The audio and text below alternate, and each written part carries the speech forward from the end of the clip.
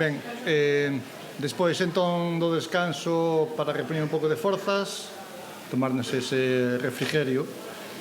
Seguimos coa segunda parte da mañán.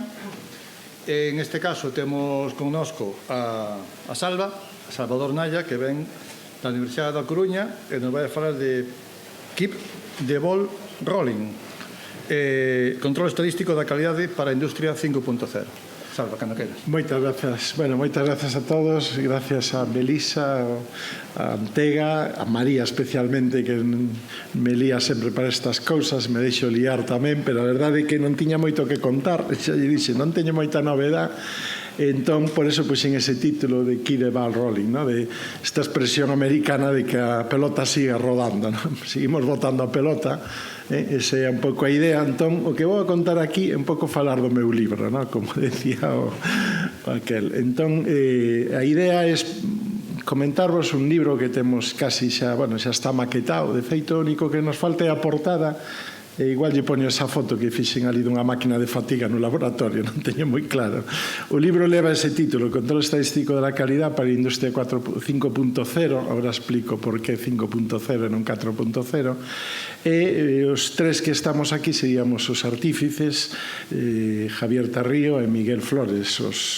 Curiosamente, os dous foron alumnos meus do máster e tamén estuve a sorte de dirixirles a súa tese doutoral, de doutoramento, e algunhas das cousas que metemos no libro son parte tamén da súa tese, por iso que é un libro de texto, un libro pensado precisamente po máster de técnicas estadísticas que teño esta asignatura. Entón, levaba tempo con ganas de coller os apuntes e metelos nun formato libro, pois ao deixar a vicerreitoría tuve un pouco máis de tempo, basicamente unha recopilación de apuntes. O que pasa é que por que traigo isto aquí? Porque os exemplos están todos feitos con R. Facemos xa no primeiro capítulo unha introducción ao R, bueno, no segundo, o primeiro é unha introducción xérica do que é a industria 5.0, os datos, a importancia do control de calidad, tema histórico, e xa no segundo, que xa entramos así cos típicas ferramentas de control de calidad e tal, xa facemos unha pequena introducción ao R e facemos a exposición dos datos que vamos a tratar ao longo do libro, que é un pouco a idea do que vou a falar aquí. Entón, o contexto no que nos movemos da industria 4.0 barra 5.0, que moitos coñecedes de sobras, pero, bueno, quizás para outros toda 5.0, como foi tan rápida, pois a veces non se sabe moi ben, aínda que trata a industria 5.0, que non tratar a 4.0, non? Porque estas revolucións cada vez pois son xa, incluso ahora xa falan da 6.0, isto non ten paraxe. E logo falarei da librería que vamos usar basicamente a QCR, que tamén teño falado xa nestas mesmas xornadas noutras edicións pasadas desos datos, e poñerei así como dous exemplos tamén xa comentados, pero aquí realmente non utilizamos os datos reais, sino que serían o que chaman ahora tanto datos sintéticos, datos simulados parecidos aos reais, pero ao metelos no libro non queremos tampouco poñer datos que poidan ser comprometedores. Ese é un pouco o tema. Entón,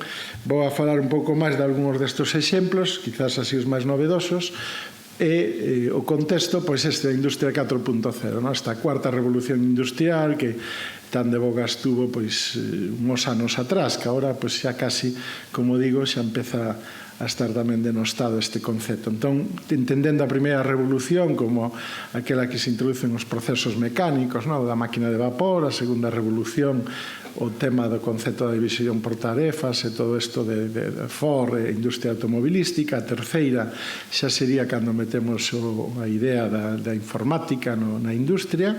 Todo eso cada vez os tempos acortan, e a cuarta, esta na que estamos, co uso masivo dos datos, de IoT, da ciberespacio, da nube, que todos coñecedes, e a quinta, vou a intentar comentar agora a pequena diferencia que hai entre a cuarta e a quinta.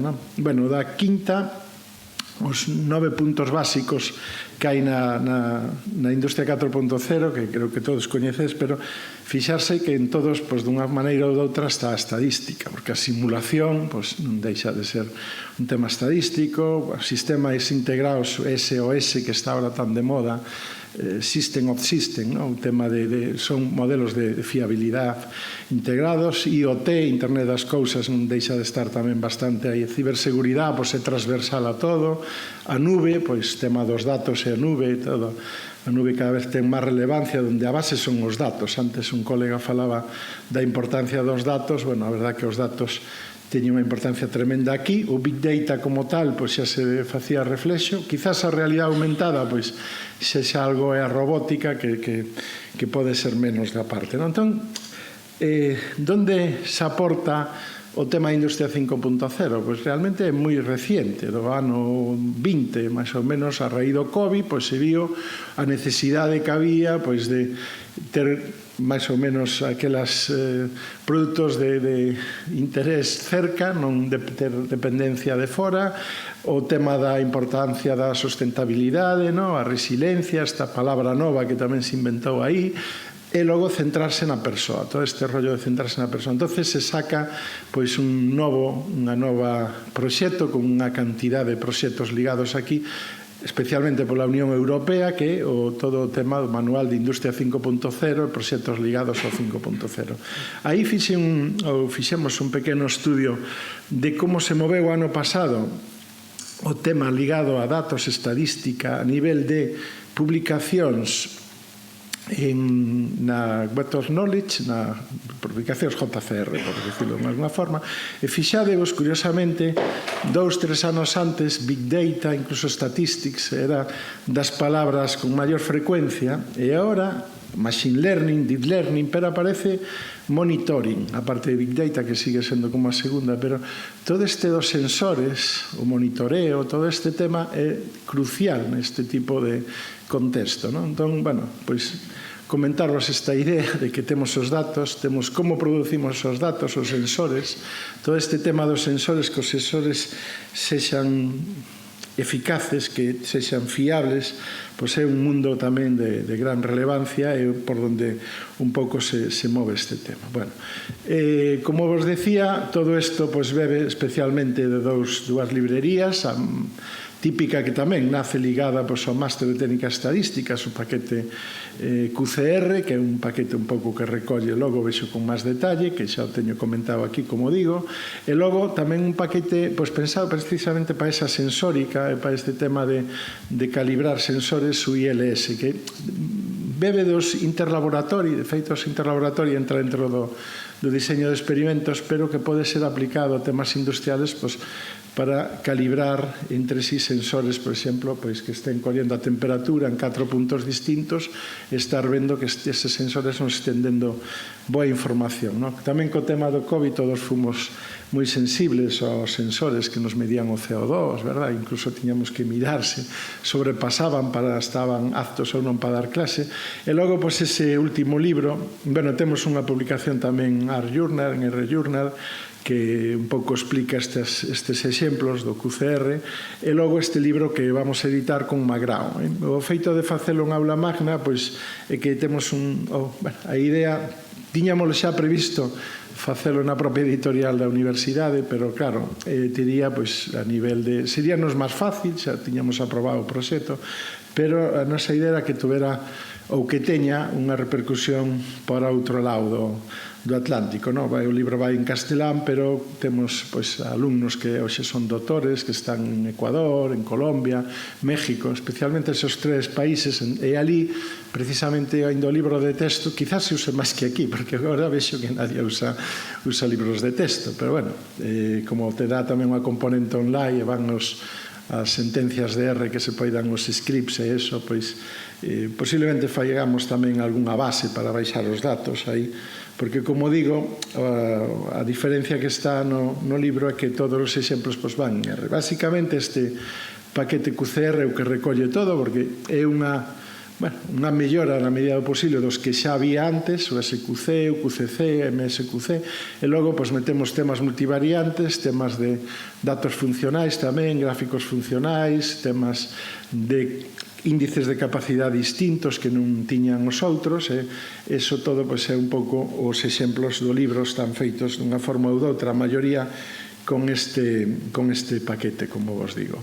E un destes exemplos que están recollidos, falo vos casi máis que falarei un pouco dos datos e de onde están recollidos, porque, como antes comentaba un que me precedeu, pois a idea dos datos non é nada fácil. A veces os datos, temos a idea que os datos son gratis ou son fáciles, para que a xente ches de os datos non é algo tan sinxelo. Isto foi un proxecto que fixéramos para 4 ou 5 anos cunha empresa Galfor, Galicia Forjados, que está en Ourense, no polígono das Viñas, e que se dedica ao control de cigüeñales. É unha fábrica, fai 4 millóns de cigüeñales ao ano, é dicir, para casi todas as marcas que podemos ter en mente, de europeas, pois se fan aí os cigüeñales. É un proceso, control de calidad, que se facía aí. O cigüeñal é unha peza do motor bastante complexa para ver visualmente, entonces para se ten unha pequena grieta, eso pode gripar o motor, dar un fallo moi grave, cando o precio do que é o cigüeñal pois, é relativamente pequeno, co que supón pois, un coche de alta gama onde se lle poñen estes cigüeñales. Entonces aí se facía un control manual e nosotros pois, implementamos un control por imágenes, tamén con uns colegas do CITI que levaban toda a parte de control de imagen e tal, e nos pois, fixemos aí diferentes métodos estadísticos. Entonces, basándonos neso, pois utilizamos ese exemplo e facemos pois, o típico gráfico Ishikawa, gráficos xa no seu primeiro tema, e tamén pois, simulamos, estos serían datos simulados, número de defectos, poñemos tamén por operario para despois facer un diseño de experimentos, tal, e utilizamos isto para sacar gráficos de control basados neste exemplo que vamos ir levando ao longo do curso, porque a maioría destes libros de control de calidad pois utilizan case sempre os mesmos exemplos, os de Montgomery, que é un libro un clásico, Introduction to Statistical Quality Control, e teñen os datos de piston rings, que é un dato típico tamén do tema automobilístico, pero non implementan datos novos. Entonces, nós o que fixemos foi aproveitar e meter datos novos. Outros datos tamén que metemos foi outro proxecto que tivemos coa empresa Facet Ibérica, que se dedica a facer filtros de aviación. Foi un proxecto moi bonito que repetimos varias veces, é dicir, fixemos varios contratos con ela para implementar un modelo de control de calidad do Jet A1. O Jet A1 é o queroseno da aviación. Esta empresa pois suministra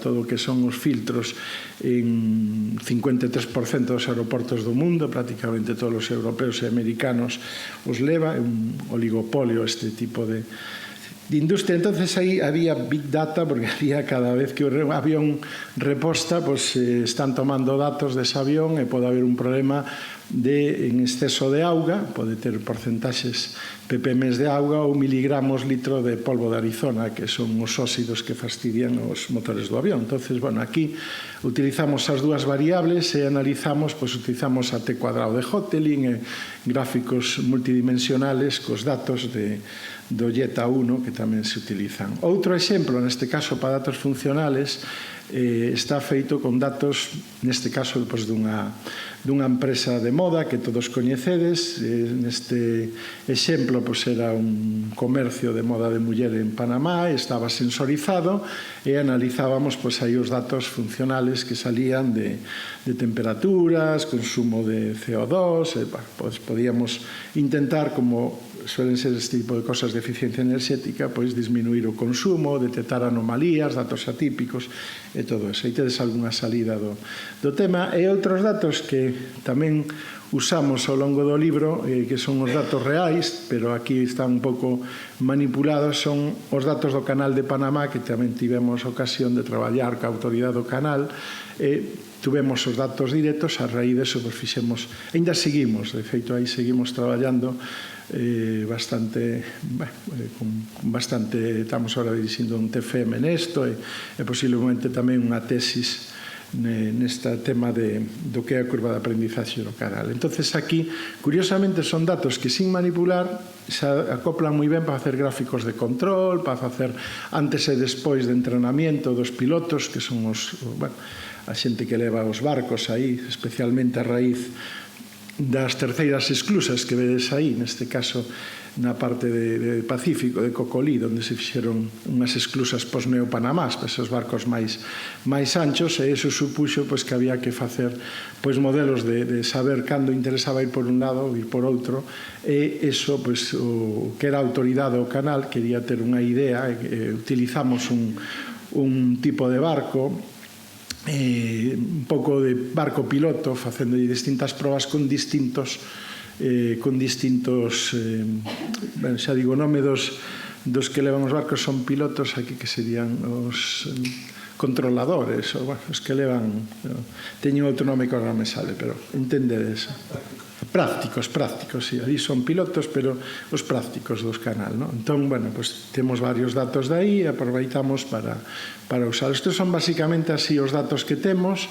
Nesto do canal, tamén, aparte disso, fixemos modelos que son curvas de aprendizaje, que non deixan de ser máis que modelos de regresión, onde vas tendo os tiempos, neste caso que che interesaba, saber como minimizar os tiempos de paso de cada barco en función do tipo de barco, será contenedor, será un barco de petróleo, un neopanamás petroliero ou tipo de barco. E, isto é unha das cousas que fixemos. Aquí vedes un pequeno diagrama de caixas, de contenedores, LNGs ou LPGs, dependendo de se son gas natural licuado, tal. Fixemos tamén ANOVAs, utilizamos, como digo, como é un exemplo, además neste caso si nos diron autorización para meter os datos que tiñamos reais, porque son datos que non son de barcos reais, sino que son dun barco que se usou e se sigue usando para darlles, de alguna forma, para entrenamiento dos controladores, dos pilotos. Como afectan estas variables? Xa logo máis metidos nos gráficos que de alguna forma xa vos expresei aí, e entonces vemos aquí unha sentencia clara, sencilla, de coller esos datos e sacar, neste caso, sacar o típico gráfico de control na primeira fase. Sabes que os gráficos de control teñen unha primeira fase para estimar os límites de control e logo teñen unha segunda fase que se chama de monitorización, para ver cando un valor sale fora, que é o que pasa. Isto é o que tamén se lles deu a xente do canal para hacer control de tiempos do canal e saber como vai o proceso. Utilizamos, aproveitando os datos, isto xa é a maiores porque realmente non o están usando, pero utilizamos outros gráficos que están implementados, como os gráficos ENMA, os gráficos QSUM. Poucas diferencias hai, porque neste caso, curiosamente, o típico gráfico de Shihar funciona moi ben para eso. Como os digo, outro dos cambios aquí tamén foi o tema de os índices de capacidad, implementar nun mismo paquete, no QCR, todos os índices que había de primeira, segunda, terceira e cuarta generación para ver cando o proceso era capaz ou non era capaz. Entonces, a maiores de implementar o gráfico de control tamén era bon, en función dos tempos que manexa, dos intervalos de tolerancia ou de especificación que ten o canal, ver hasta que punto o nivel, o proceso era capaz. Esta é a parte un pouco teórica que ven no libro, e aquí o que fixemos facer un índice de capacidade non paramétrico, que tamén publicamos, pero que o implementamos no tema do paquete, do QCR. Tamén o poñemos de exemplo didáctico no libro, que nos permite graficar nos casos onde non se cumplan as hipótesis de normalidade e demais, e ver datos atípicos como ese punto roxo que aparece aí, que é un barco que por unha avería botou máis tempo do necesario, un barco que unha anomalía. Aquí vedes un detalle tamén do que sería un proceso multivariante. Neste caso utilizamos a T2 de Hotelling e tamén utilizamos ese mismo gráfico co paquete QCR para fase 1 de calibrado, para fase 2 de monitorizado, e tamén se recollen, e todas as partes no libro levan uns pequenos detalles de cal sería a sentencia, que suelen ser scripts pequechiños porque non é casi o que ten o obxecto concreto, xa che xenera o gráfico e xa che crea os puntos que se salen de control. Aí claramente se ve un proceso que se sale de control na parte de monitorización, ¿no? Con datos reales na parte esta que interesaba, en este caso en Agua Clara. Outro exemplo, xa casi non sei como vou de tempo, pero xa estamos rematando, sería un pouco utilizar o que vos decía, gráficos con datos funcionais. Neste caso, bueno, se utilizou nunha tienda en Panamá, nun gran centro comercial. Panamá, aparte do canal, ten uns grandes centros aí, son dos máis grandes de Latinoamérica, bueno, xeralmente de América, son uns centros enormes, e xente incluso vai en avión a Panamá a facer compras, é unha cousa inédita. Bueno, pois aí, aproveitando que tiñamos acceso aos datos da tienda por unha serie tamén de contactos cunha empresa que estaba facendo o tema de eficiencia enerxética, pois utilizamos os datos e utilizamos gráficos distintos, neste caso basado no concepto de profundidade de datos, concepto que coñecedes a maioría dos que estades aquí. Temos varios tipos de medidas desa profundidade. Isto está basado en ideas de Regina Liu, que é o que fixo os primeiros gráficos non paramétricos de profundidade, e nos implementámolos aí no QCR e aplicámolos neste caso para o control de eficiencia enerxética desta tienda neste caso é unha tienda de roupa de muller. E temos aí tamén a fase 1, a fase 2, vedes que salen unhos gráficos de tipo, xa vedes aí que son funcións, e hai unhas funcións como que se escapan, non? Pois a idea era que estes gráficos o poderamos levar, además basamos o tema nun método do colega Manolo Febrero, que sempre nos dá moita información teórica para implementar. Bueno, pois somos capaces de montar estes gráficos, pero además dar unha salida que este máis relacionada cos gráficos clásicos SIGAR, que é o que habitualmente a xente suele utilizar. Pois unhas referencias destos traballos que comentaba, pouco máis, non hai nada máis pola miña parte. Espero non vos ter aburrido, polo menos. Gracias. Grazas, Salva. Non sei se alguén ten alguma pregunta, alguna cuestión que plantexarlle a Salva. Bueno, eu quería agradecer que se incorporen exemplos e cousas prácticas nos libros de texto, na materia, que suele ser, ten unha carga teórica importante, que en este caso vai compensada, digamos, con esa práctica. E tamén quería saber si este material se vai usar no máster. Sí, por suposto. De feito, porque xusto esta semana, hoxe á tarde, que ainda lle decía a María que non me podo quedar porque teño as 4 clases, empezamos un máster de textil, de enseña textil, onde hai unha asignatura que é control estadístico da calidade, que é parecida a que xa temos no máster de técnicas estadísticas, pero realmente o libro, de feito, os temas son xusto os temas que temos no programa da asignatura tal cual. E isto xa viñamos, os alumnos, moito deste material xa o tiñan, porque o colgábamos, pero agora lle dimos este formato que nos levou, porque non é tan fácil, ten que intentar non poñer exemplos que xa sean de outra persoa ou de outro libro, os gráficos deben de ser dun, todas estas cousas que conleva montar un texto. Pero sí, por suposto, isto xa como me toca empezarei o ano que ven, espero que xa este editado, porque isto en decembro vai estar. De momento, a editorial xa ten todo. De feito, o único que nos falta é decidir a foto de portada, que como digo, andábamos aí con unha cousa de meter algo, esos son os frutos que alía fora, e fixemos aí unha foto rápida para traer aquí, pero algunha cousa idearemos aí, a ver se hai aquí algún que teña aí un mellor tema artístico que nós, seguro que é de agradecer. Ou usar unha IA. Podemos poñer aí en agradecementos portada de... Empregar unha IA, que a mellor tamén axuda. Tamén. Algo xa tuvemos baraxando. Moi ben, pois, moitas grazas, Salva. Grazas.